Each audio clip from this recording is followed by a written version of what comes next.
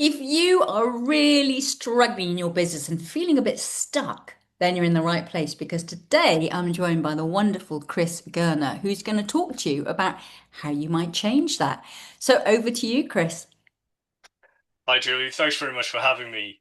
So hi guys. I'm Chris. I've been in marketing and revenue operations now for best part of two decades, which is quite astonishing.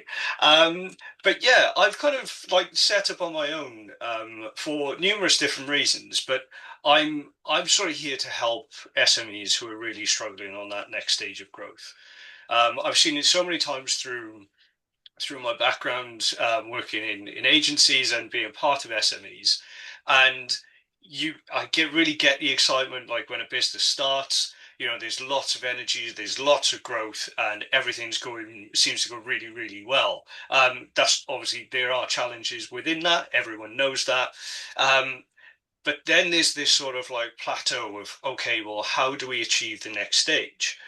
And it's not through lack of ideas or lack of ambition. Sometimes it's just about saying yes and no to the right things.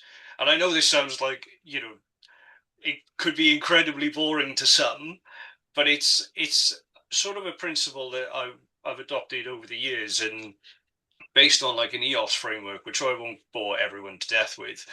Um, but it's basically sitting down and assessing, how well you're doing from like a revenue growth perspective. What do the numbers look like? What services and products tend to do best for you? And by this point, after people have gone through those 3 or 4 years of growth, you've got a bit of a bigger team. Things aren't as dynamic as what they used to be. Everyone feels like they are pulling in the right direction, but sometimes that can be counterproductive. And what it's about is about bringing those different teams together to say, right, okay, here's a list of probably like 50 to 100 things that you could do within a business. But actually, it's probably only about 10 or 15 of those things that are truly like probably like achievable within that 12-month period. Yes, there might be little tasks like, let's sort out this, like automation piece between one piece of software and another. That's fine. But what we're talking about here is, okay, so what product offerings are we going to put together? What does our operating model look like? Are we spending our time in the right places? Are we looking at the right revenue? And this comes everything from your initial sort of like marketing outlay all the way through to actually when you come to renew a customer, if that is your business model. Um, and it's really a way of, I'm not saying, landing more work on, the CEOs or the founders or anyone within the business for that matter. This is about, let's think constructively. What can we do with the time that we have to make sure we have the greatest impact that we can have over that period.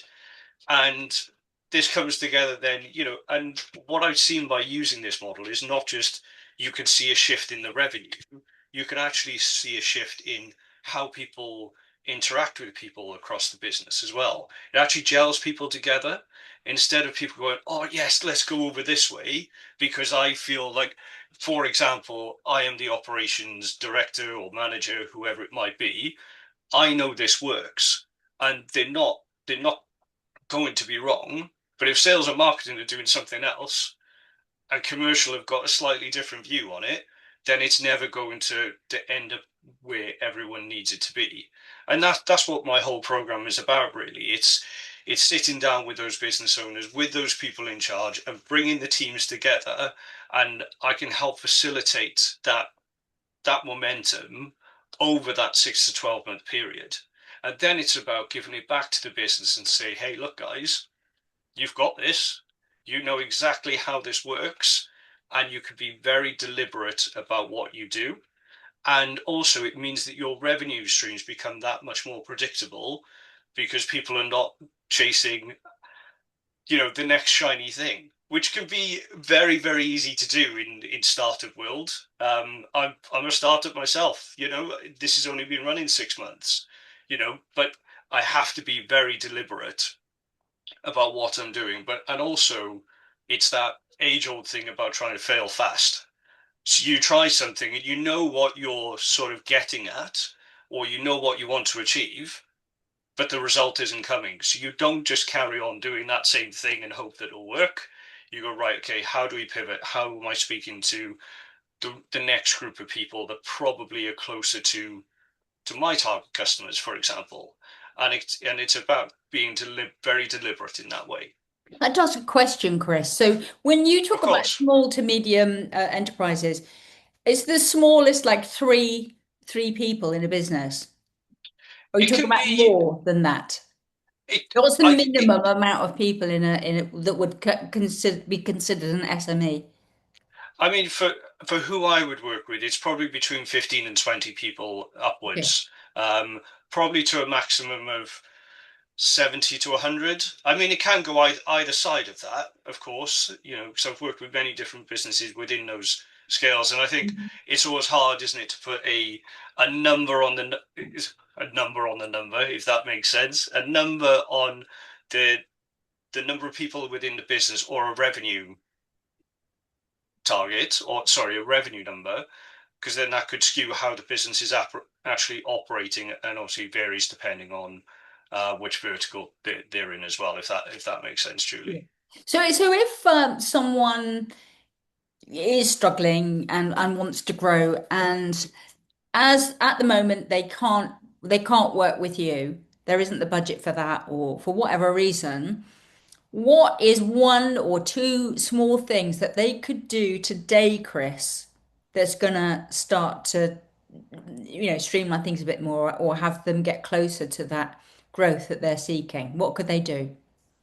I think Right, that's a really good question, Julie. So I think in my mind, it's always come down to be very sure and be very confident about the numbers that you're looking at each month. You can't look at 20 different figures. You're looking at what your revenue looks like, what your profit looks like, what your costs look like, and make sure everyone in the business understands the numbers that you're looking at each other month, because then that brings everyone on to the same conversation. The other one then is about making a list of everything that you could possibly do. And on that list, actually rate each of those items about how important they are and how valuable they are to move the needle in that on your business growth trajectory. Because as I said, there's always you will like everyone knows there's always too much work to be done. There's you'll never get to a place where you're like, scrambling around what to do. But I think being very deliberate about that list and working through a list, and when new problems come or new opportunities come, pop them on that list. And how well then do they rate against the ones you've already ranked at the top?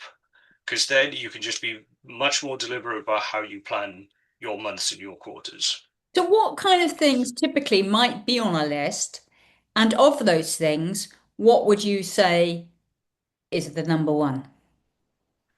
Oh, that's a very good question. There's lots of things that could be on the list. So, for For example, instance, with the people you've worked with, maybe. yeah, of course. So the ones that I've worked with, it could be the the products that we're selling. So which ones are the most important? Where are our people spending the majority of their time? Where are the majority of the costs going, and where's the majority of the revenue coming from? Like those are things I would probably have at the top of the list, which probably sounds obvious to most people, but it's something that can get missed in the week to week and the month to month because it's not gone back and checked. And I think having a meeting structure around those exact points and those figures that you all agree as a leadership team what you should be looking for, it always gives you something to come back to. So this might be a daft question, but if No, someone has, say, two products, right? yeah, One of them's a low price product and the other one is high value. hmm And the low cost one is doing really, really well. hmm And the high cost one is not really performing as well as the company would like. What would you do then? Oh, that's a big question. I know it's a big there's, question. I mean, obviously, there could be a lot of variables in that. But I would say if there's one that's, continually working and selling day to day, obviously, yeah, keep that going. But if there's one that's very high value and's got quite a bit of profit in it, there's no reason to cut that. But I think what I would then be doing, whether it's a product or service, you've got sort of like two ends of the scale here. So is there another few options that you can put in between those that can people say, okay, well, the cheap one is going out the door like the clappers. That's great, and people are.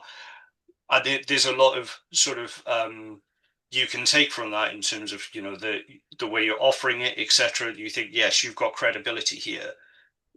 The more expensive one isn't being sold because you're not credible.